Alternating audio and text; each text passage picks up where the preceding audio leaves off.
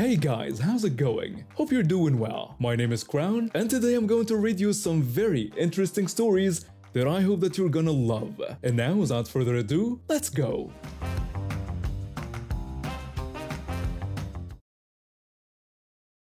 I've been going to this gym for about 6 months now, and honestly, it had become the 1 hour of the day I actually looked forward to.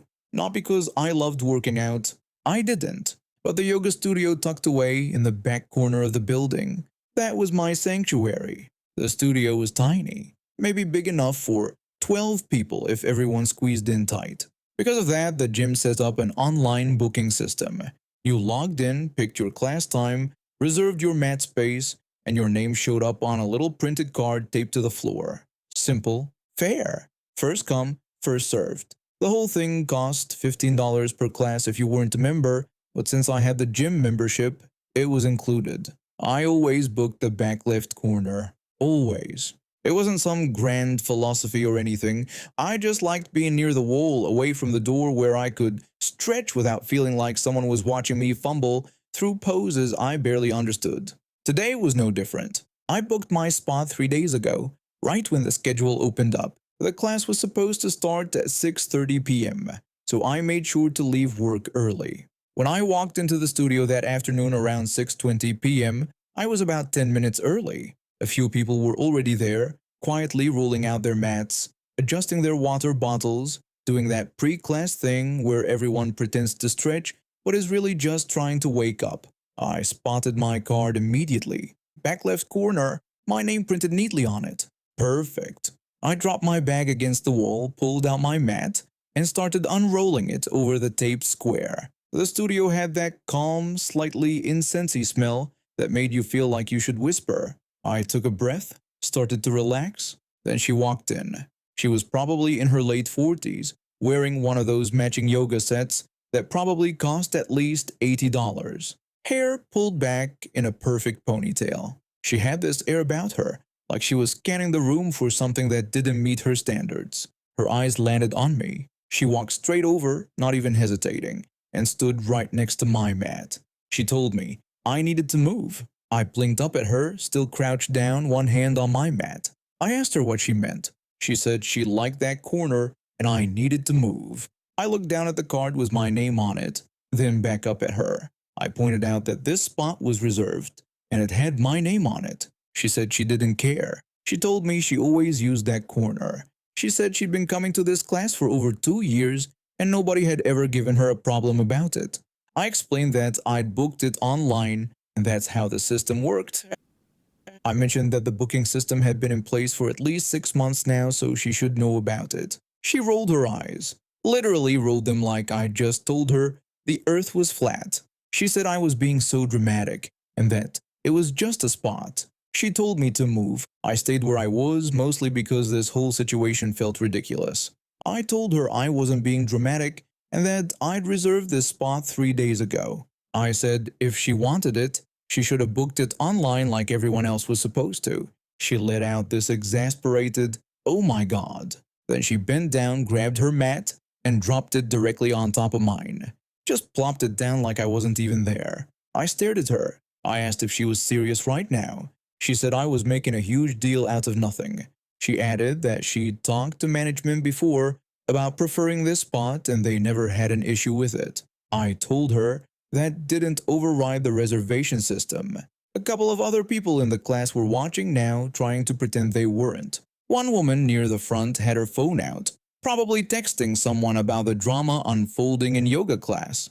Another guy by the window had completely stopped setting up his mat and was just watching. I stood up, trying to keep my voice calm. I told her I wasn't making a deal out of anything and that she was literally standing on my mat, the one I reserved with my name on it. She said she'd been coming to this gym for years and she shouldn't have to deal with this nonsense. She mentioned she'd spent hundreds of dollars on her membership in classes here. I told her then maybe she should have used the booking system like everyone else. Her face went red. She opened her mouth to say something, but that's when the instructor walked in. The instructor was this older guy, super chill, always talked in that soothing yoga voice, but even he stopped when he saw what was happening. He asked if everything was okay over here. Karen immediately turned to him, putting on this sweet, innocent voice. She said she was just trying to get her usual spot, but I was insisting she couldn't use it. She added that she'd been coming to his class every Tuesday and Thursday at 6:30 p.m. for over a year. The instructor looked down at the floor, saw the name card, then looked back at her. He explained that this spot was reserved under my name and that there was an open space up near the front. He said she was welcome to use that one. Karen said that spot was too close to the mirror and she didn't like it there. She asked if he could just override the system this one time. He said no. He told her the reservation system was there for a reason and it wouldn't be fair to the other students who took the time to book their spots. He asked her to please take the available spot so class could start on time. She stared at him for a long second like she was waiting for him to change his mind. He didn't. Finally, she snatched her mat off mine with this huge, dramatic huff and walked toward the front of the room. She made sure to bump my shoulder on the way past. I pretended not to notice. The class started a few minutes later, right at 6:30 p.m. The instructor led us through the usual opening breathing exercises. I tried to focus on the poses, the whole calming vibe he was trying to create, but the entire time I could hear her. She wasn't even trying to be quiet about it. Every few minutes, there'd be this loud sigh, or a comment just loud enough for people nearby to hear. She said it was unbelievable. She complained that people think they own everything these days.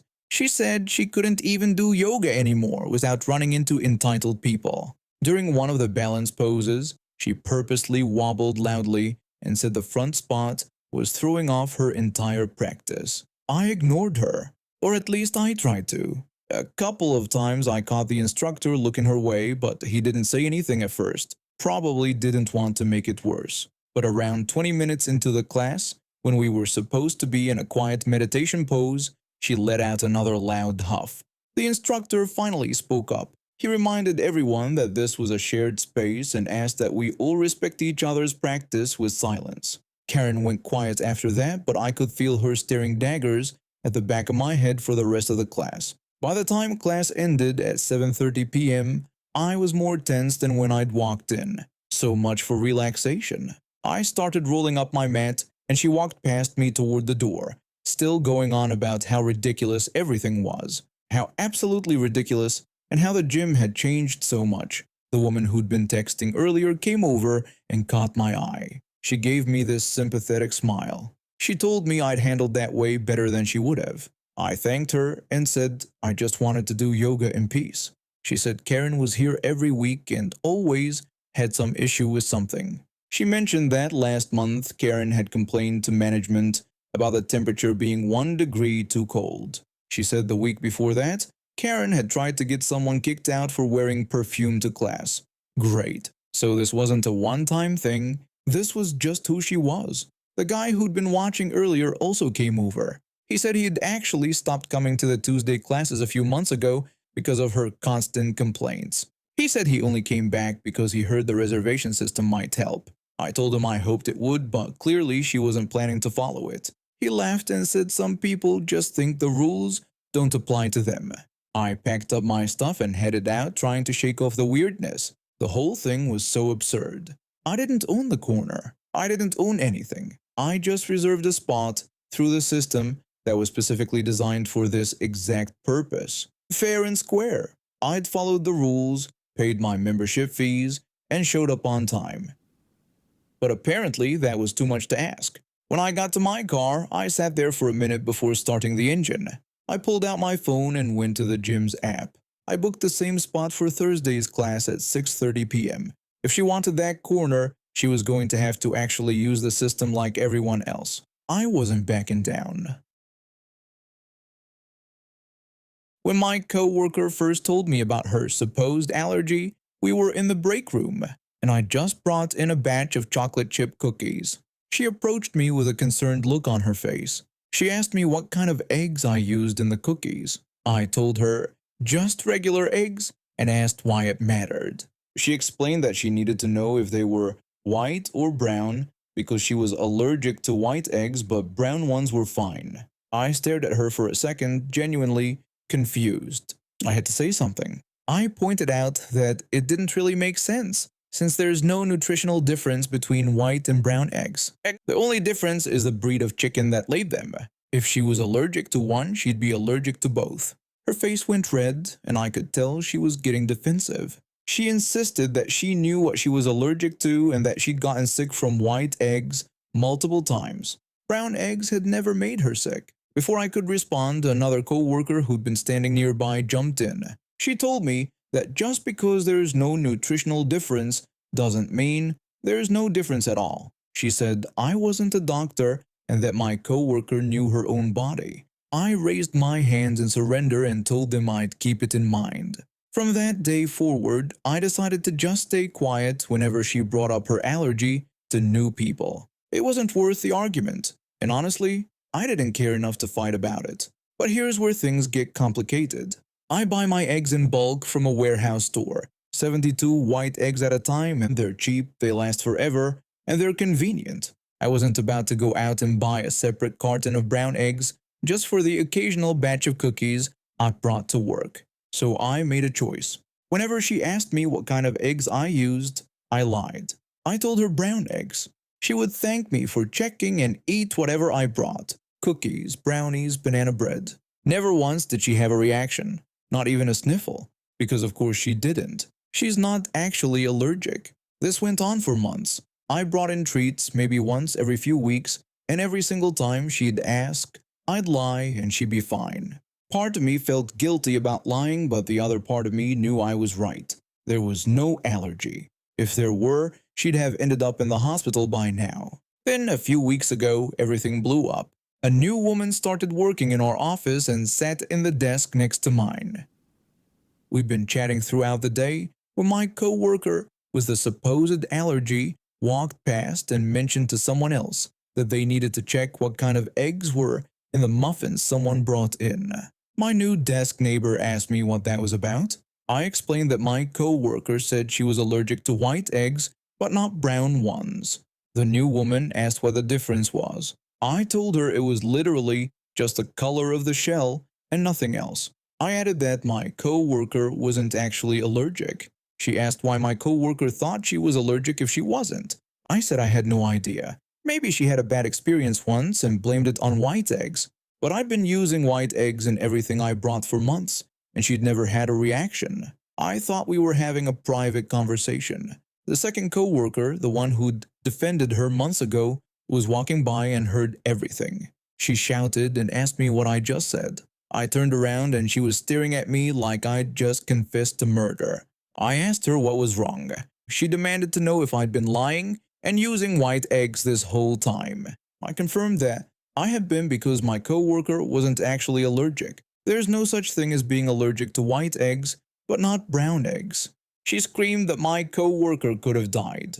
I explained that no, she couldn't have. If she were allergic to white eggs, she'd be allergic to brown eggs too. I pointed out that any food label just says eggs, not white eggs or brown eggs, just eggs, because there's no difference.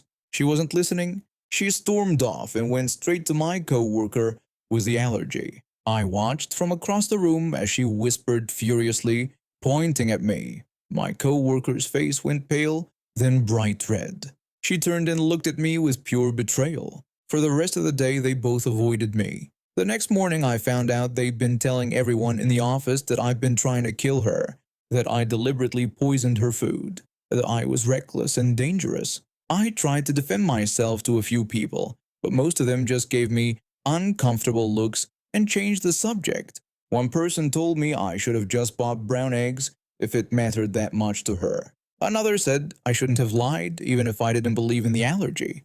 But here's the thing. I didn't lie out of malice. I didn't do it to prove a point.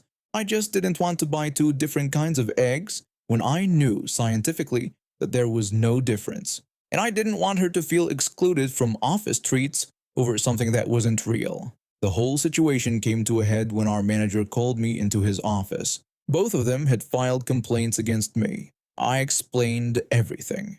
The science. The months of her eating my food with no reaction. The absurdity of the entire premise. My manager sighed and rubbed his temples. He told me he believed me, but that I still lied and now there was a whole thing. I asked him what he wanted me to do. He said he wanted me to apologize for lying, not for using white eggs, just for lying. I did. I sent an email apologizing for not being honest about the ingredients I used. I didn't apologize for using white eggs because I wasn't sorry for that. She never responded. Neither did the second coworker. They still won't talk to me. And honestly, I'm fine with that. Because if someone is going to hate me over imaginary allergies and basic biology, I'm not sure I want to be friends with them anyway. I've been at the office for about 3 months when everything went sideways over a parking spot. The company had this small lot out back, just gravel and a few painted lines that have faded years ago. Everyone parked wherever they wanted. First come, first served. That's how it worked. My boss had this weird thing about control. He micromanaged everything. What time we clocked in, how long our lunch breaks were, even how we organized our desks. But the parking lot? That was just parking. Nobody cared. Until one morning. I pulled in around 8:30 and took a spot near the back door. Same spot I'd used maybe twice before. Nothing special about it, just convenient. I grabbed my bag and headed inside. The morning went normal. Emails, spreadsheets, the usual grind. Around 11, my boss walked into the break room where I was heating up leftover rice. He asked loudly who drove the blue sedan. I looked up from the microwave and told him it was mine. I asked why. His face turned red. Like actually red. He said I parked in his spot. I told him I didn't know there were assigned spots. He insisted that it was his spot and that he always parked there. I explained that I didn't know because there was no sign or anything. He said he shouldn't need a sign and that everyone knew that's where he parked. I looked at my coworker sitting at the table. She shrugged. She looked as confused as I felt. I told him okay and that I'd move it during lunch. He said I needed to move it now. I reminded him that I was on my lunch break. He said he didn't care and that I needed to move it now or I was fired. The break room went silent. Everyone stared. I asked if he was seriously going to fire me over a parking spot. He said it was about respect, that I didn't respect him or the company. He told me to pack my things. I stood there holding my container of rice. My hands were shaking. I asked if he was joking. He asked if he looked like he was joking and told me to get out. My coworker tried to speak up. She said it wasn't fair and that I didn't know. He told her to stay out of it unless she wanted to join me. She went quiet. Another coworker who'd been there for years spoke up. He said this was ridiculous and that the parking lot had never been assigned. My boss turned on him. He asked if he wanted to be next. The room stayed silent after that. I grabbed my stuff from my desk. Nobody said anything. They all just watched. I could feel their eyes on me when I walked out. The security guard at the front desk gave me a sympathetic look when I handed in my badge. He said he was sorry. I just nodded. I couldn't trust myself to speak. I sat in my car for 10 minutes before I could even turn the key. I was so angry I couldn't think straight. The worst part was I needed this job. My rent was $850 a month. I had student loans, car payments. I've been looking forward to my first paycheck that Friday, 3 days away. Now I had nothing. When I got home, my older brother was in the kitchen making coffee. He noticed I was back early. I dropped my bag on the floor and told him everything. The parking spot, the screaming, getting fired in front of everyone. He didn't say much, just listened. His jaw got tight. He poured me a cup of coffee and told me to sit down. He asked if I got my final paycheck. I told him no, that I was supposed to get it Friday. He asked if I had anything in writing about the firing. I said no, just witnesses. He nodded slowly. He said not to worry about it and that I'd find something better. I told him it wasn't about the job. It was about how he treated me. He said he knew. He was calm, too calm. I should have known something was up. That night I applied to 12 different jobs. I was stressed. My savings had maybe $600 in it. Not nearly enough. The next morning I got a text from my old coworker. She asked if I'd heard what happened to my boss's car. I asked what she meant. She said someone torched it, like completely destroyed it, in his driveway. My stomach dropped. I texted back asking what happened. She explained that the police were there now and that he was losing his mind saying someone was out to get him. She said it happened around 2 in the morning. His neighbors heard glass breaking and then saw flames. By the time the fire department got there, the car was a shell. I stared at my phone. My hands went cold. I found my brother in the garage. He was wiping down some tools. I asked if he did something. He asked what I meant. I told him my boss's car got burned and completely destroyed. He didn't look at me, just kept organizing his toolbox. He said that was unfortunate. I asked him to please tell me he didn't do it. He said I got fired over a parking spot and that the guy was a piece of garbage. I told him he could have gotten caught or hurt someone. He said he didn't and that he wouldn't because he wasn't stupid. I said this was insane and he said I was his little sister and that nobody treats me like that. I wanted to be angry. I should have been angry, but part of me felt something else. Relief maybe. Vindication. I told him I didn't want him doing stuff like this for me. He said it was too late and he finally looked at me. He said it was done. No cameras, no witnesses, no evidence. That my boss would never know who did it. And honestly that he deserved worse. He told me he'd parked 3 blocks away, walked through backyards, wore dark clothes and gloves, waited until the neighborhood was completely quiet. He said the car was probably worth $20,000, maybe more. I left the garage and went back inside. I didn't know what to think. My coworker kept me updated over the next few days. My boss filed a police report.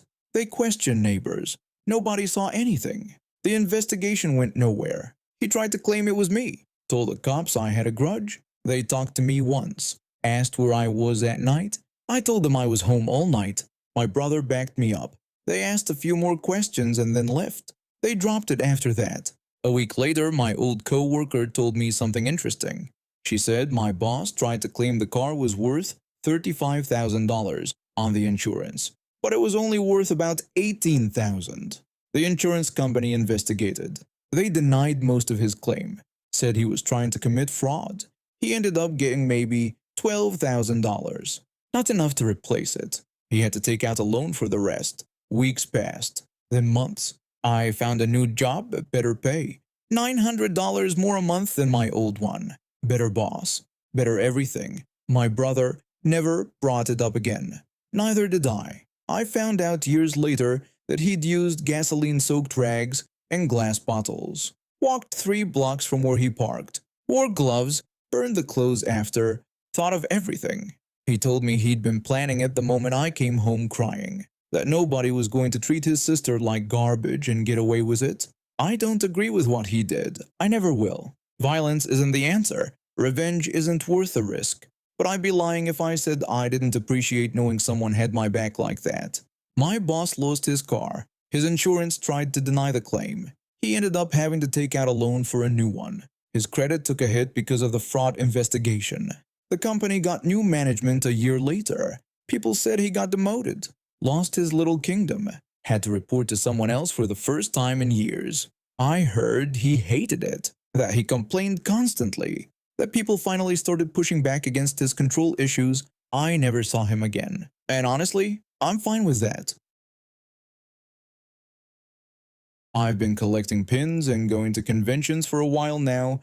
It's just something I enjoy. I like displaying them on my bag and trading duplicates with other collectors. Over the years, I've built up quite a collection, and some of them mean a lot to me. So anyway, I decided to go to this Comic Con that was happening in town. I spent weeks working on my cosplay. I was going as Flutter from Dandy's World. For anyone who doesn't know, it's this game on Roblox. I know some people think it's cringe or whatever, but I don't really care. I like what I like and I've never been the type to hide my interests just because someone might judge me for them. The costume turned out pretty good, if I do say so myself. I have my Ita bag with me too. That's a bag with clear vinyl on the front so you can show off your pin collection without worrying about them falling off. I had tons of pins displayed on it. Some rare ones, some common ones. Just a whole variety of stuff from different shows and games I'm into. I also brought along a small baggie filled with duplicate pins. These were extras I had specifically for trading or giving away to people at the con. It's something I always do. Kids especially love getting free pins. And it makes their day, so why not? The convention floor was packed. There were people in amazing costumes everywhere. I was walking around checking out the vendor booths and artist alley, and I started getting stopped by kids. They recognized my character and wanted pictures, which was awesome. I love when people appreciate the effort you put into a costume. After taking a few photos with some excited kids, one little boy came up to me, and he couldn't have been more than 7 or 8 years old. He was staring at my Ita bag with wide eyes. He told me I had so many cool pins and seemed really impressed. I thanked him and mentioned I've been collecting them for a while. Then he pointed at one specific pin and asked if it was Bandit from Bluey. It was this really well-made enamel pin of Bandit, and I'd actually had to hunt pretty hard to find it. It wasn't even officially licensed merchandise. Some independent artist had made it, and I'd bought it at a previous convention. I confirmed it was Bandit and complimented him on recognizing it. He got even more excited and told me Bluey was his favorite show. Then he asked if he could have that pin. Now I totally understood why he wanted it.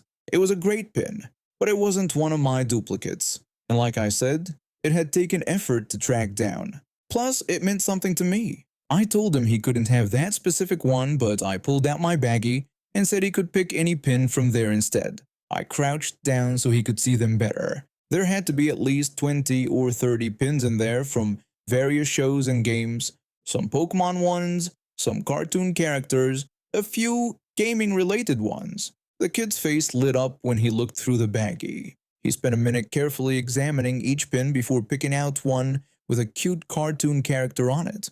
He told me it was awesome and thanked me a bunch. I said no problem and told him to enjoy it. The kid seemed super happy with his choice, and I was glad I could make his day a little better. But then I heard a voice behind me. This woman, who I'm assuming was his mother, had apparently been watching the whole interaction.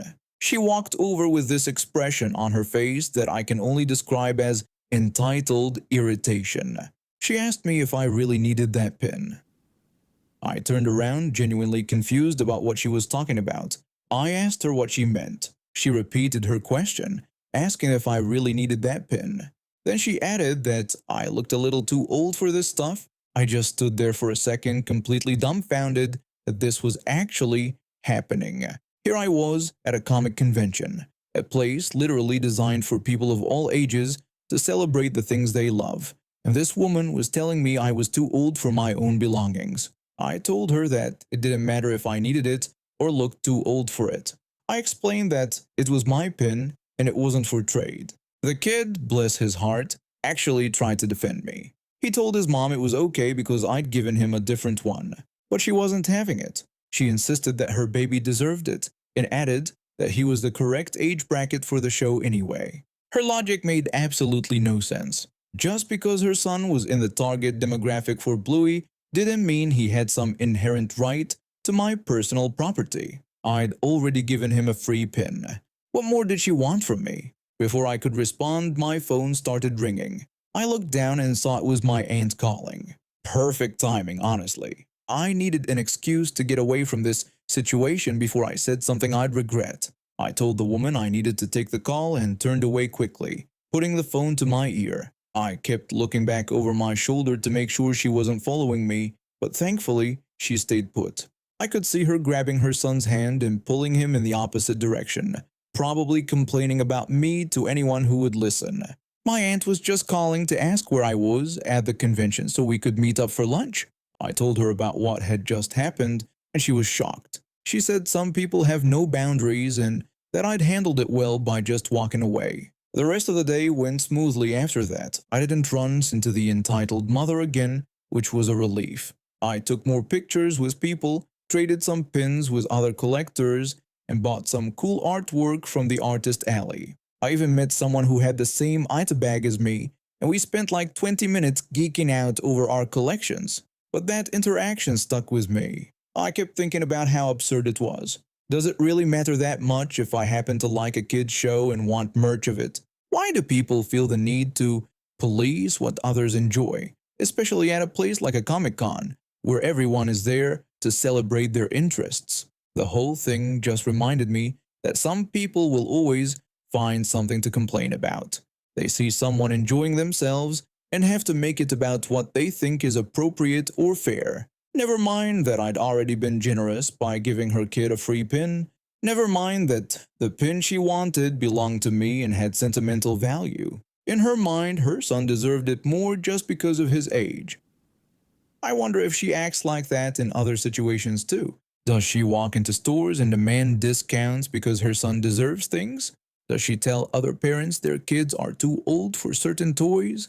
It's exhausting just thinking about it. When I got home that night, I looked at my Eater bag hanging on my wall. That bandit pin was still there, right in the center where I'd placed it months ago. I smiled, knowing I'd made the right choice. That pin was mine, and no amount of entitlement from a stranger was going to change that. I'm still wearing my Eater bag with that bandit pin front and center. No entitled parent is going to make me feel bad about the things I love, and I'll keep giving out my duplicate pins to kids who appreciate them, because that's what it's all about, sharing joy, not demanding things that don't belong to you.